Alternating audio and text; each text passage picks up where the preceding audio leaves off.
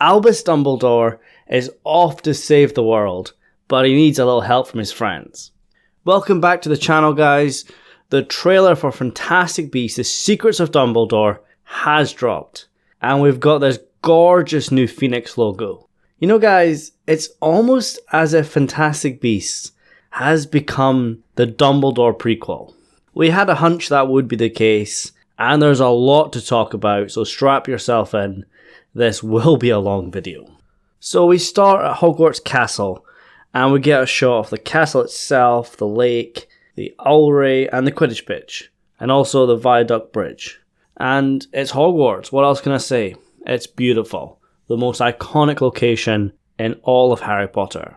And you'll notice Hogwarts is in this trailer quite a bit, and I imagine it's going to be in the film as well quite a bit, especially in the first act, because Fantastic Beasts 3 wants us to feel like a Harry Potter movie. There was this talk way back after film 2 that film 3 would feature more Dumbledore and more Hogwarts, and that's the case. We are going to new places like Berlin, China, Bhutan, back to New York, who knows where else. But Hogwarts is a key location. And like I said right at the beginning of this video, this is basically a Dumbledore movie. And he's the character I care about the most. His screen time is going to go through the roof compared to the Crimes of Grindelwald. But Jude Law, man, massive fan of his casting as Albus Dumbledore. And I think his portrayal in this film, it's going to be special. So yeah, we're going to break this down shot by shot. The next scene is the golden snitch flying over Hogwarts. And this has to be the same golden snitch that Dumbledore has later on. It has to have something hidden inside of it, just like in the Deathly Hallows, where Dumbledore hid the resurrection stone that he meant for Harry. I think Dumbledore has put something inside this golden snitch, probably to smuggle the blood pact around on his journeys, to keep it safe until he needs it. Because remember, golden snitches have flesh memory. It will only open by Dumbledore's touch. So when the moment arrives that he can destroy the blood pact, it will be available to him. But I bet it's not going to be that simple, because the blood pact is still around. Crimes of Grindelwald was what, 1927? We're in the 1930s now, so that's at least 3 years. And Dumbledore has not managed to destroy it yet. And this shot was interesting. Michael Gambon, Albus Dumbledore. And then the scene transitions into Jude Law's version. And Jude Law says, if you listen carefully enough, the past whispers to you. I'm not sure if this is an actual scene, and if Michael Gambon will appear in this film, whether in some sort of flashbacks, flash forward scenario. I am not sure if this is new footage, or if it's something taken from the Half-Blood Prince. But it's definitely there, at least, just to make the Harry Potter fans pop, because everybody knows Dumbledore. The marketing is aimed at that fact. And this is going back to Friday when they posted the hashtags for Fantastic Beasts. It was young and old Dumbledore. So that's interesting. Now, this is a huge moment. Newt Scamander and his brother Theseus in Hogsmeade heading towards the Hogshead pub owned by Aberforth Dumbledore, played by Richard Coyle, Albus Dumbledore's brother. They ask for Albus Dumbledore. Aberforth says that would be my brother. You can feel the hostility in his voice. There's a lot of bad blood between the two Dumbledore brothers. And in case you don't know, short version, Aberforth blames Albus for their sister Ariana's death. So it seems like Dumbledore goes to New York. Yeah, this is definitely the street outside of Jacob's bakery. So is Dumbledore going to recruit Jacob? I take it Jacob has went home after Paris. He's went back to New York to do his bakery. But the world needs him. Dumbledore needs him. And Dumbledore says, the world as we know it is coming undone. Grindelwald's pulling it apart with hate. If we are to defeat him, you'll have to trust me. And this must be from the scene later on, where Dumbledore is trying to reassure Theseus, in the Hog's Head. Trying to reassure him that this plan is going to work. And of course, you can't do a Dumbledore movie without the opposite. Gellert Grindelwald, now played by Mads Mikkelsen. And it looks like Grindelwald's plan in this film is to be elected as the president of the International Confederation of Wizards. And from now on, I'll refer to it as the ICW, just to save time. But it looks like there's two other candidates for the position, which you can see by the yellow and red colours. I believe the red banners are for a character called Li Tao, and the yellow is someone called Vicencia Santos. Sorry for butchering those names, but they are the two opposite candidates. Grindelwald is the third, and I think green is his colour. And I feel that's what Dumbledore's plan is all about, to show the world who the real Grindelwald is. So this scene was a surprise. Yusuf Kama, the half-brother to Leta Lestrange, returns, and Grindelwald extracts a memory using the same spell that Dumbledore used to do. He extracts the memory, but then flings it off into the air, maybe to showcase it or something. But I don't know what this memory is. Perhaps it's Dumbledore's plan, or maybe something else, I don't know. But I feel Kama would want revenge against Grindelwald because he's the reason Leta Lestrange died. And from this trailer, I am getting double agent vibes from him. The next scene seems to be Newt Scamander and his bowtruckle Pickett. They're on a raft down a river, which is probably China. And later we see him leave the raft, leave the river, and enter a bamboo jungle, so that has to be China. And it looks like he is searching for a baby beast. We saw that in the teaser, he's actually holding it, running away. It seems like Newt and Dumbledore and Grindelwald are trying to find this baby beast for whatever reason. So that's China, but we're also going to Berlin. Yeah, we're gone all over the place here. We're going to Hogwarts, Hogsmeade, New York, Berlin, China, Bhutan, who knows where else. There's a lot of travelling in this film. We can see Newt, Theseus, Jacob and Lally come to a dead end in an alleyway, and it's got the German symbol on it for the Ministry of Magic, so this must be the entrance to the German Ministry of Magic. We go back to the temple or fortress from the teaser. I think it's safe to say this is the headquarters of the ICW. And again, you see the yellow, red and green supporters of the three candidates, Santos, Tau and Grindelwald. And it seems like this is where the election will take place.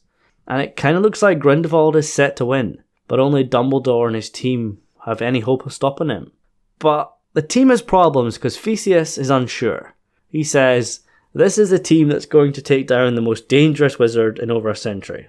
A Magizoologist, his indispensable assistant, a wizard descendant from a very old family, a school teacher, and a Muggle.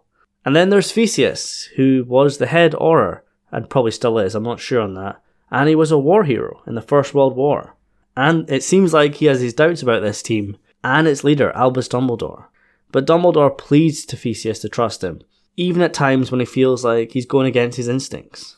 And that's Dumbledore, he only tells you half the story. But in the end, he does have a plan. He likes to withhold so much information, but usually he has a reason. And whatever the reason is, involves these suitcases. And I don't think he's told everyone the full story. He only wants them to know so much, because if he tells them too much, it won't work. And again, Bunty has one of the suitcases from Dumbledore in the Room of Requirement. This must be his plan. Whatever in them suitcases, that's how he stops Grindelwald. And speaking of Grindelwald, we go to Nuremberg, his headquarters, his family home, ancestral castle. And it looks like people are entering the castle, probably his supporters, and his army is growing fast. Again, more yellow banners belonging to Santos. This is Bhutan. Like I said, very political movie, but I don't think that's going to ruin the movie. It's still going to be fun. And then we've got more Yusuf Kama, and he's on Dumbledore's side, but why? What has he got to gain from siding with Dumbledore, other than revenge for his half-sister Leta? That's why I think he's on the team. But he's also hanging about with Grindelwald. Either he's been taken captive, or he's playing double agent. And then the next member of the team is Professor Eulalie Hicks, also known as Lally, a school teacher, the charms professor from the American school, Ilvermorny. And she did make a cameo in The Crimes of Grindelwald, in the Phoenix book, linked from Nicholas Flamel. Dumbledore's associates all over the world have the same kind of book, where they can communicate all over the world. And Lally Hicks is one of those. And even though Theseus says she's a school teacher, she's much more than that. And Harry Potter taught us that school teachers are some of the most powerful witches and wizards around. Isn't that what Dumbledore was? Professor McGonagall, Snape, Flitwick, all these great powerful wizards and witches. Don't underestimate teachers. But yeah, Theseus doesn't sound very hopeful about their chances. Like, he runs down the credentials of the team, writing them all off. I don't think that's right, because they all have special gifts. Especially Newt, who's faced off against Grindelwald twice, and captured him in the first film. But the problem is, Grindelwald is not one man anymore. He's an idea. He has an army of supporters. It's not as simple as defeating him, or killing him, or capturing him. They have to reveal the truth and show the world his true colours. Destroy his symbol, tear it down. So yeah, like I said, the film seems to be split over several locations. Seems like they go to Berlin first on the train. And what I really liked was the Niffler was there scratching himself with a fork. He's probably planning on taking all the shiny stuff on the train. Check your pockets once you depart. But I'll tell you what struck me and probably everyone the most. Dumbledore asks Newt to give Jacob a wand. But what good does a Muggle have with a wand? Is it because Jacob is not a Muggle, he has some hidden magical abilities? Or is it more simply just to blend in? Personally, I think Dumbledore sees the true worth of Jacob. He's a Muggle, but he has a heart of a lion. He's so valuable to this team because people underestimate him, especially Grindelwald. He doesn't care about a Muggle, he doesn't see him as a threat. But Jacob is a strong guy. He has courage and will do anything to protect and help his friends. And it's personal now because Grindelwald has taken Queenie from him. And I think Dumbledore knows that Grindelwald will underestimate Jacob because he's nothing more than a mere Muggle to him. I think Jacob is Dumbledore's trump card. So yeah, the Gryffindor Seeker from the teaser returns again. I think the whole purpose is to highlight the importance of the Golden Snitch. We've got the 4 main characters in the corridor leading to the Room of Requirement, and now they're joined in the Great Hall by Dumbledore and Professor McGonagall, who returns from the last film. And this special effect looked pretty neat. Dumbledore creates a map out of fog with his wand, and that's likely linked to his plan for Bhutan and China. So yeah, more Aberforth Dumbledore, who says, "Off to save the world, are we?" That's definitely aimed at Albus, who's leaving the Hog's Head. And I think Aberforth has been very hostile again. He's done his bit to help his brother, but there's still that grudge there, that bad blood. Another shot of the ICW and the yellow fireworks in support of Santos. But here we go, Credence Barebone, Aurelius Dumbledore. The Phoenix, which is probably the same Phoenix from the second film, looks a lot darker. And I've seen so many theories online, but here's mine. The Phoenix has become more dark because of Credence's dark thoughts and the fact he's a bad guy now. It's kind of a representation of his soul. It's a visual cue to him falling down a dark path of hate and vengeance. Now this was a shot I did not expect to see, so it has to be a flashback. Probably to the end of Fantastic Beasts 1, when Queenie goes to Jacob's bakery. It's either a dream or a vision. And guys, Jacob just misses Queenie. He misses his girl, and she's one of the main reasons he's fighting. He wants her back, and this could be him remembering back to a happier time. And now we're really getting into the meat of it. One of the most important scenes in this trailer. Dumbledore with the blood pact. And he says, "Things are not quite what they appear." Duh, the secrets of Dumbledore. But seriously guys, look at the blood pact. It looks red. Angry red. Like a spot or a scab that's been picked too much. And you'll notice Dumbledore has marks, scratches or scars on his forearm. This must be the blood pact hurting him. Either because he's trying to destroy it and it's not working. It's defending itself. It's actually hurting him because he's moving against Grindelwald. And if he directly moves against him, if he tries to duel him, it might try to kill him. Now, we go from something very serious to some humour. We've got Newt and Theseus in a cave with an army of crabs. Newt says you got to swivel like the crabs to get past them. But then some larger crab-like beast, maybe a manticore or a fire crab, something like that, attacks them. It's the daddy or the mummy. Even in all the seriousness, you gotta have some humour. And that's why Fantastic Beasts 1 worked so well for me, because it has a great balance of humour and dark, important scenes. I told you guys it'd be a long one, but bear with me. Theseus and Lally face off against Grindelwald's followers in Bhutan. Again, notice the suitcases. And here she is, the Queen, Queenie, all in black. Totally getting Cate Blanchett vibes here. And this is definitely the dinner party from the teaser. And it looks like Yusuf Kama's behind her, so he's either spying on Grindelwald, or he's just plain out joined him. But what really stands out is the fact Jacob is caught in some sort of cyclone. And Jacob's got his wand up, so it kind of looks like he's casting a spell, but he's a Muggle, he can't do that. So is it Queenie that's attacking him? Or is Jacob just pretending to cast this spell while someone else does it? Maybe the purpose of him having this wand is to infiltrate this dinner party. Next up is Credence, Vin de Rosier, Grindelwald's second-in-command, and I think that's another one of his acolytes, Caro. They're in front of some sort of protective shield, probably China, because it looks like Newt's inside the shield. He's protecting the baby beast that he tried to save earlier. But Credence cuts right through the shield, and here's the deal guys, Credence is going to be overpowered in this film. He was able to use a wand straight away, create a massive blast that blew a side of a mountain out, and of course he has his obscurial powers. Next up is a shot of Newt Scamander running up the stairs of the ICW. He's following someone who has one of the suitcases. And then on top of the stairs, which might be another shot, might not be this one, but we have Grindelwald aiming the Elder Wand on top of the steps shouting, "Our war of the Muggles begins today," whilst his two political opponents are on either side. So does this mean he's won the election, and he's declaring war on the Muggles? With the pretense that World War II is coming, the Muggles will soon have all these powerful weapons that they're going to use against the magical world, just like in the vision from Crimes of Grindelwald. And the fact that Grindelwald is standing on top of the political power of the world, declared that he wants war, he has to have won the election. Either that or his support is through the roof, his popularity is unbeatable, and the election is about to be called.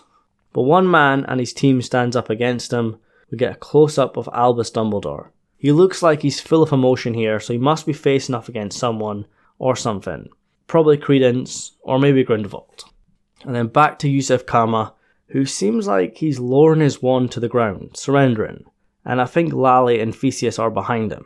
But then Grindelwald's followers are blasted away by a spell, so either Kama's put his wand down and cast a spell, or it's a distraction for Lally and Theseus to blast the followers.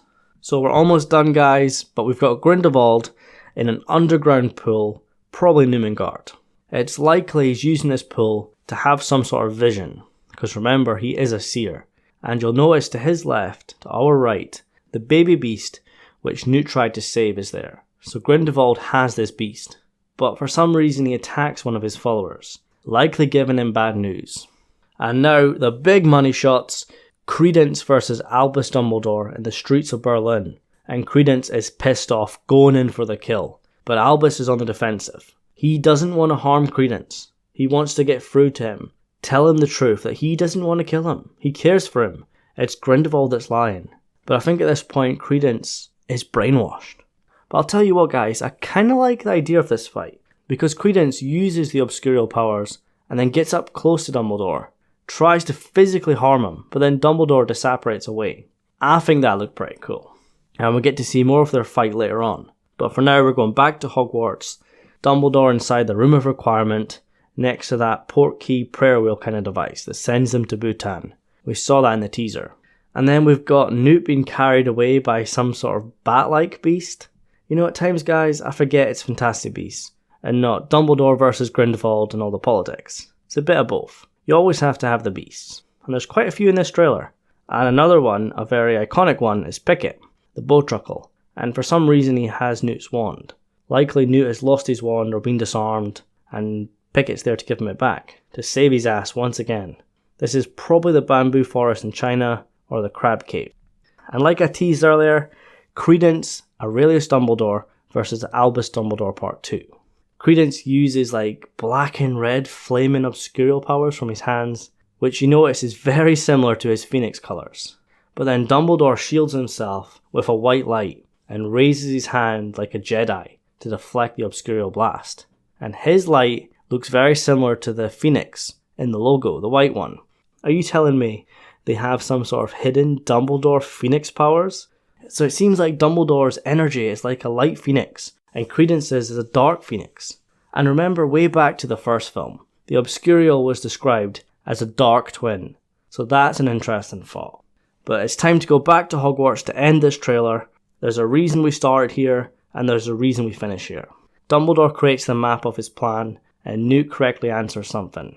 Dumbledore goes correct. 3 points to Hufflepuff. And that's obviously a nod to Newt Scamander being in Hufflepuff, but also an inside Harry Potter joke about getting points for your house. Guys, if Snape was in charge, he would have removed points from Hufflepuff for speaking out in his class. 10 points from Hufflepuff. And speaking of teachers, you'll notice Professor McGonagall's in the back. But I don't think she gets involved in the travels. I think she will stay at the school, whilst Dumbledore is away. But guys, don't get confused. Dumbledore is not the headmaster. McGonagall is not the deputy head. Dumbledore was the defense against the dark arts teacher, but before he becomes headmaster, he must become transfiguration teacher. Maybe that's what he is now, or maybe he's back to defense. But he should not be headmaster in this film. But yeah guys, let's stop rambling and get through to the final shot. Jacob, and some students having breakfast in the Great Hall. He says his wand is dangerous. He got it for Christmas. Guys, massive fan of Jacob. I just love his humour. And guys, he's just such a lovable character. I love the premise of him being a muggle and no mage in the magical world. It's like us. We are him. We are Jacob. We are living this movie through him. But in terms of the plot, because Jacob has the wand now, it must mean they go to Berlin, where he gets the wand on the train, and then they go back to Hogwarts before heading out to Bhutan. Honestly guys, this plot seems very interesting. Looks like it has a lot of potential to be a thriller.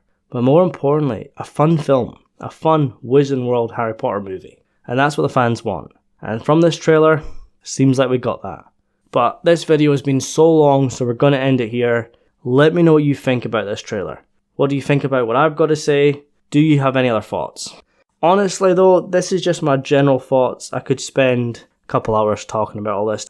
But if you want a more in-depth analysis on certain parts of the trailer, just let me know. And guys, there are a lot more Fantastic Beasts videos coming, so make sure you subscribe to get them. But guys, I think it's time for me to go. It's going to be a late night for me. So thank you so much for watching. Subscribe for more videos and I'll see you soon.